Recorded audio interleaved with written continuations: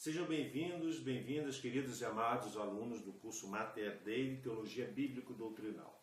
Nós estamos no 12º módulo e hoje vai ser a 5ª aula. Estamos terminando, graças a Deus, todo esse bloco grande, que já vem já há uns 2 módulos, sobre teologia moral, que é um assunto muito vasto, muito extenso, que no curso teológico dura aí 1 ano, né? Nós estamos vendo aqui em poucas horas, né? Então nós estamos fazendo um estudo muito voo rasante, mas indicando e aprofundando nas nossas apostilas e na bibliografia que vem acompanhado a ela. Então, para começar essa aula de hoje, nós vamos fazer a nossa oração inicial, como de costume, pedindo a Deus que nos ajude, nos ilumine, nos dê força, nos dê a luz do discernimento e a fortaleza para praticarmos e vivermos os seus ensinamentos. Em nome do Pai, do Filho e do Espírito Santo. Amém. Senhor Deus, fazei que nós, vossos filhos, que buscamos conhecer mais os vossos ensinamentos, cresçamos na nossa fé e no vosso conhecimento, para que possamos adorar-vos e amar-vos como vós mereceis. Por nosso Senhor Jesus Cristo, vosso Filho, na unidade do Espírito Santo. Amém. Nesse 3º mandamento da Igreja, nós vamos falar sobre o sacramento da Eucaristia, mas de forma, digamos, normativa, de forma legal, né? Não da forma sacramental teológica. O estudo em si, como nós já estudamos isso lá atrás nos sacramentos, mas nós vamos ver hoje dentro das normas da Igreja, né? Que são 5 os mandamentos da Igreja. Hoje é o 3º mandamento. Então, qual é o enunciado deste 3º mandamento da Igreja? É o seguinte: receber o sacramento da Eucaristia pelo menos na Páscoa. Então, que dentro do tempo litúrgico, ou dentro do tempo letivo, na qual está inserido o tempo litúrgico, pelo menos comungar uma vez na Páscoa, na festa da Páscoa, na solenidade da Páscoa. Qual a razão e quais são as características desse preceito? Nós vamos ver isso agora. Compreende em toda a sua profundidade, essa norma, o mistério da Eucaristia. E esse mistério é impossível para uma inteligência criada. Entender a Eucaristia em si, na sua essência, isso é um mistério para a mente criada. No entanto, iluminada pela fé, a mente do homem, pode ela perceber, a mente, a grande importância que em si mesmo e em ordem à salvação tem este sublime sacramento. Então nós só vamos entender a luz de Deus, né? A luz específica de Deus, que nos vai dar um entendimento voltada para em ordem à salvação deste sacramento da Eucaristia. Em virtude do seu infinito valor per se e pela sua importância, a Igreja formulou o preceito de comungar ao menos anualmente. É claro que o ideal seria que as pessoas comungassem sempre. Se aconselha, né, diariamente a comunhão diária, mas para muitos isso é quase impossível. Mas a obrigação semanal, nos domingos, a missa dominical, e pelo menos a Igreja tem uma tolerância de pelo menos uma vez ao ano por ocasião da Páscoa. Que seja necessária para a vida, né, eterna. Essa comunhão é necessária para a vida eterna. Mas por que ela é tão necessária assim? Porque a Eucaristia ela tem o seu valor intrínseco, que reside em quê? Na presença real de Jesus Cristo. Corpo, sangue, alma e divindade, como já estudamos. Na Eucaristia se contém verdadeira, real e substancialmente o corpo, o sangue, a alma e a divindade de nosso Senhor Jesus Cristo. Todos os outros sacramentos, a liturgia, a pregação e toda a ação apostólica e missionária da Igreja contemplam a Eucaristia como o vértice e cume de todo culto a Deus. Que seja necessária para a vida eterna é o que se depreende das próprias palavras do nosso Senhor Jesus Cristo, que diz em João capítulo 6, versículos 53 a 54, diz Jesus: em verdade eu vos digo, se não comerdes a carne do Filho do Homem e não beberdes o seu sangue, não tereis a vida em vós. quem come a minha carne e bebe o meu sangue tem a vida eterna, e eu o ressuscitarei no último dia. Essas são palavras de Jesus. Por isso, tudo o que se disse, é lógico que a igreja promulgue este terceiro mandamento, pois significaria indiferença para com o Cristo, com o seu corpo e com o seu sangue. E por isso teria fundamento do pecado. Isso seria o fundamento do pecado, desprezo à Eucaristia. O caso de quem não se aproximasse ao menos uma vez por ano para o receber. Assim, pois, faltar ao cumprimento deste mandamento significa diretamente cometer o pecado mortal. Então, quais seriam as disposições para o cumprimento desse preceito? Vamos lá. A legislação eclesiástica dispõe que todo fiel tenha sido iniciado na Santíssima Eucaristia, ou seja, que tenha tido uma catequese que nós chamamos de primeira comunhão. E está obrigado a receber essa Sagrada Comunhão ao menos uma vez por ano. Toda pessoa que já fez a catequese, já fez a primeira comunhão, ela é obrigada a comungar pelo menos uma vez ao ano. Essa obrigação decorre da necessidade e do amor à Eucaristia e a necessidade para a salvação. Este preceito deve cumprir-se durante o tempo pascal, a não ser que por justa causa se cumpra numa outra ocasião durante o ano. Diz o Código de Direito Canônico, Cânon 920. Vejamos algumas considerações. Primeira consideração. É óbvio, em primeiro lugar, que este preceito só se cumpre e se comunga em estado de graça. Então a pessoa, para comungar, tem que estar em estado de graça. É a primeira condição. Quem se encontra em pecado mortal não pode comungar sem se ter confessado antes, pois cometeria o que nós chamamos de sacrilégio. Não basta a contrição, como nós já estudamos, por muito arrependida que a pessoa se considere. Não basta. É necessária, é uma condição sine qua non, o sacramento da confissão. Ensina o Concílio de Trento o seguinte, que ninguém com consciência de pecado mortal, por mais contrito que esteja, se abeire da Sagrada Eucaristia sem ter feito uma confissão sacramental previamente. Está no livro de Denzinger, 880.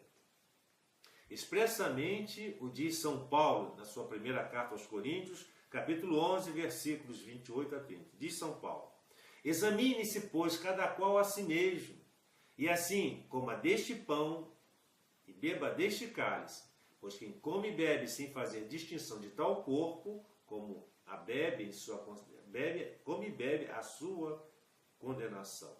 É por isso que há entre vós muitos enfermos e enfraquecidos, e muitos morrem. Segunda consideração, a comunhão anual deve fazer-se durante o tempo pascal, ou seja, desde o domingo da ressurreição até o domingo de Pentecostes. Terceira consideração, no que se diz respeito ao corpo, requer-se por preceito o jejum eucarístico. A disciplina atual sobre o jejum eucarístico é o seguinte, conforme o Código de Direito Canônico, Cânon 919, que diz o seguinte, primeiro, o jejum.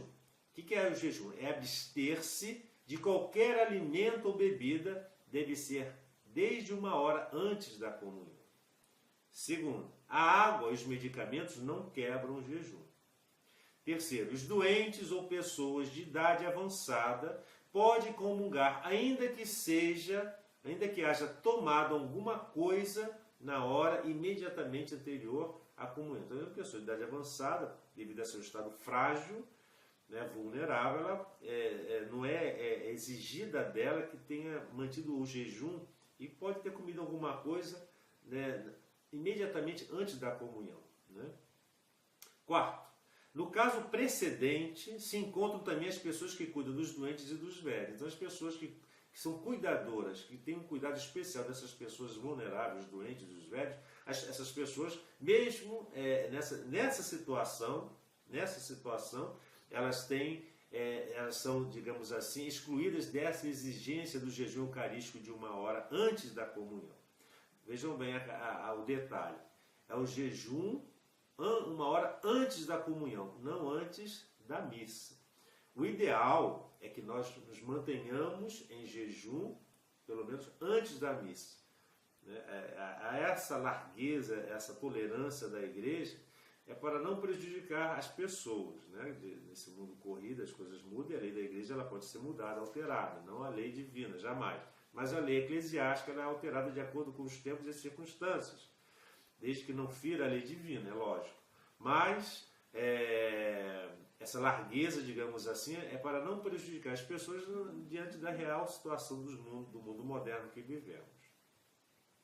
Como é natural, a relevância que devemos ao Santíssimo Sacramento deve ser manifestada especialmente ao receber, quando? A comunhão. E por isso se tornam necessárias outras disposições além dessas do jejum. Quais são? Primeiro, a melhor preparação para comungar é a assistência à Santa Missa.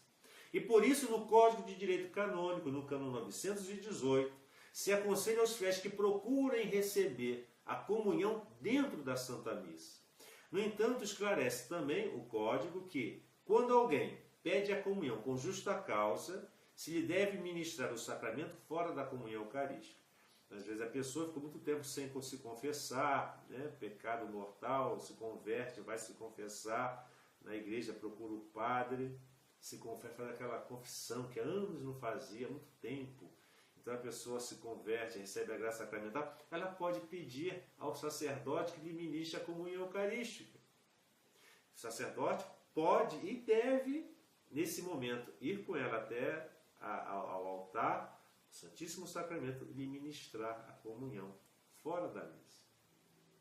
Segunda disposição, a adoração devida ao corpo de Cristo tem também outras manifestações externas. Por isso, embora seja permitido comungar de pé, está mais de acordo com a dignidade do sacramento comungar de joelhos. Então a pessoa pode comungar de pé, isso já vem há 50 anos, mas a dignidade do sacramento exige uma maior reverência. Quem dera que todas as pessoas tivessem essa consciência da reverência com a Sagrada Eucaristia. Isso está na Instrução Eucarístico Mysterium, de 25 de maio de 1967. Ou seja, é um documento pós-conciliar.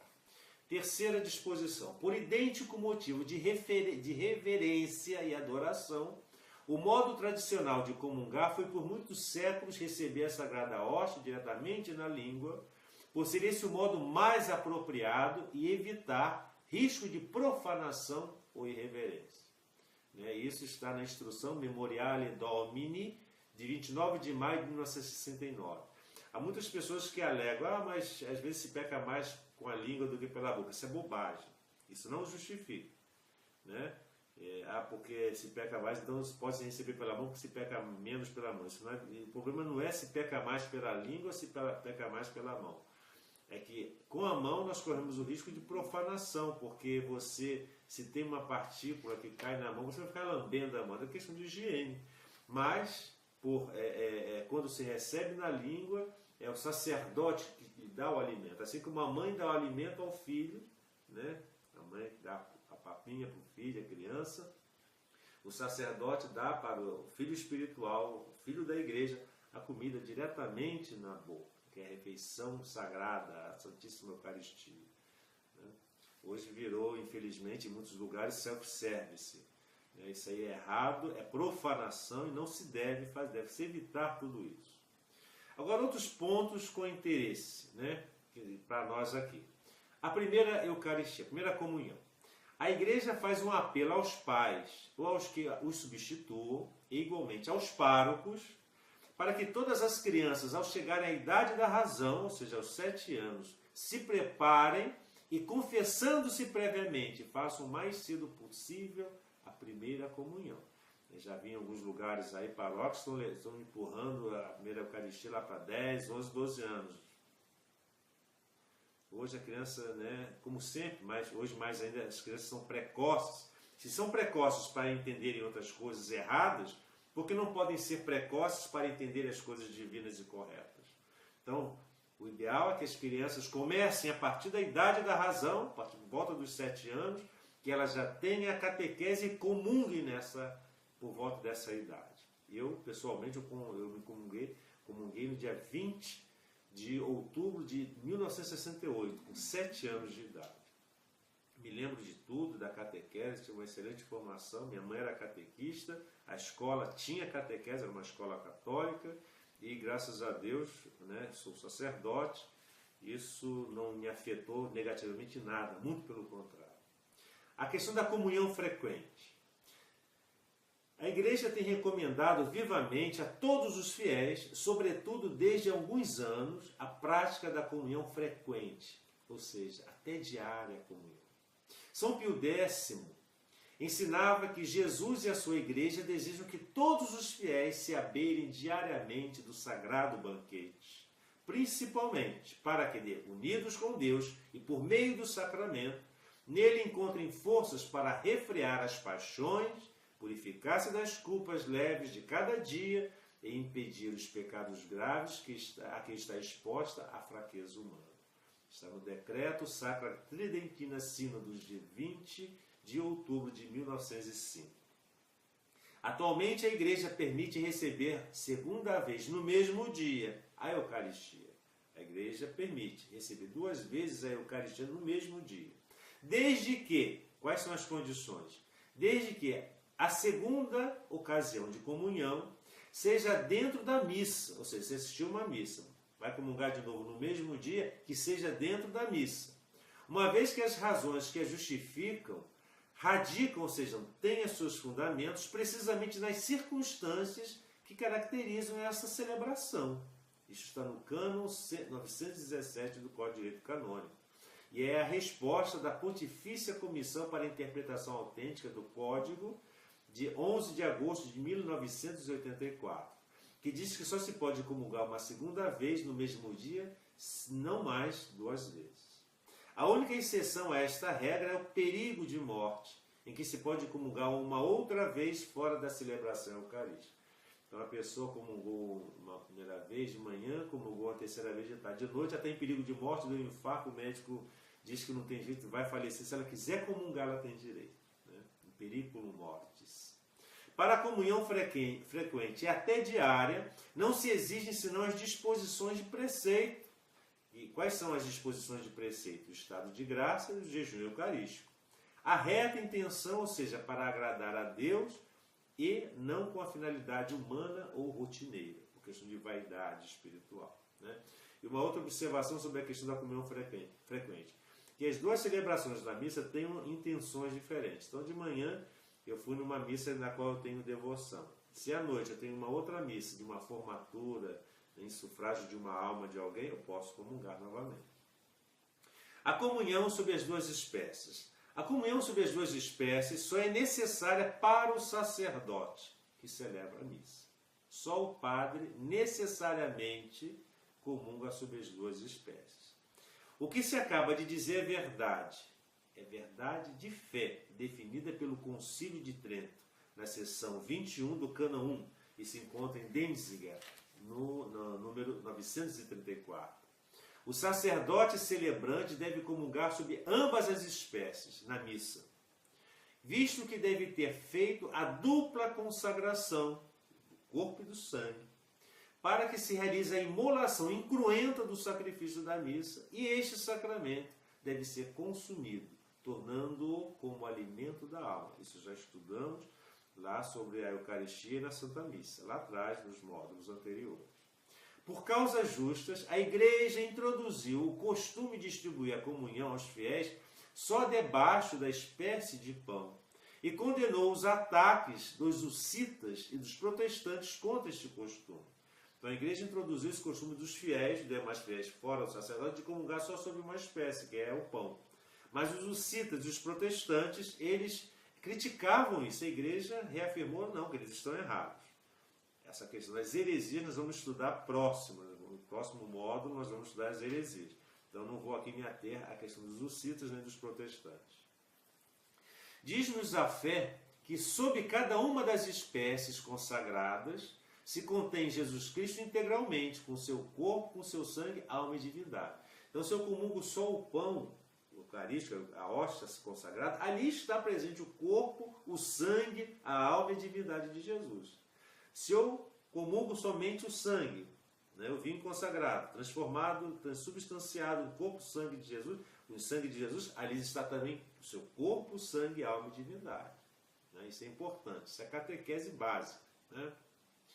Então, ao comungar sob as duas espécies, ninguém fica defraudado de nenhum dos efeitos do sacramento. Por outro lado, dando aos fiéis a comunhão com o vinho, há o perigo de que se derrame algo de sangue, da gota desse Santíssimo Sangue, o que seria ofensa a tão alto mistério. Em certos casos determinados, a Igreja concedeu a faculdade de distribuir aos fiéis na missa a comunhão sob as duas espécies, em casos muito determinados. Tais casos encontram-se aonde? Estão enumerados no número 242 da Institutio Generalis Missalis Romana, ou seja, está na Instituição Geral do Missal Romano.